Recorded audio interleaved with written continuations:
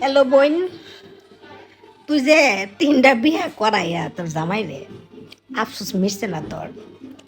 তুইও না 4 নম্বর বিয়া করাইতে আইসস। তোর এই ঘটনা দেখিয়া আমরা যে বালাবুলা জামাই আলাবুলা যে জামাইগুলো আছে, একটা বউলে সন্তুষ্ট, একটা বউলে হাসি খুশি থাকতেছে। তোর এই কাণ্ডকীর্তি দেওয়ার পরে এর মেন্টালিটি কি ঠিক থাকবো?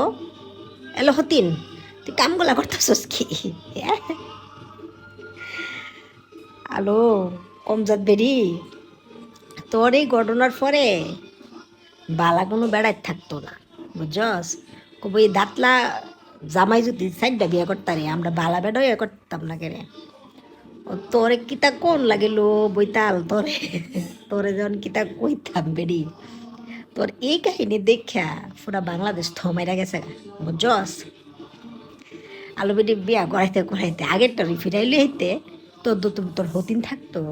তুই কিতা করছস? আগেটারে বাদ দিছস। যদি তোর ভিউ কই মাথায় তোর যদি নতুন ভিউ ব্যবসার দরকার থাকতো, তাহলে আগেরটারে আনতে তাহলে আর 3 গুণ ডবল ভিউ পাইলে, সম্মান পাইলে, এবং মানুষে ধরে বালা কইল। তুই ও মানে যে তুই কামটা করতেছস লো বইতাল বেডি, এই কামটা একবারে ভুল করছস।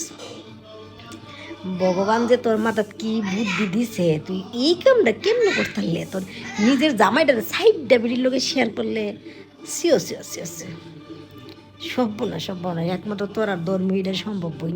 সাইডটা না আরো দুই আরো সাইডটা করা, 2 আলি সমান কর, বুঝছস? 1 আলি তো হয়েছে, 2 আলি সমান করিস বইতাল বিটি।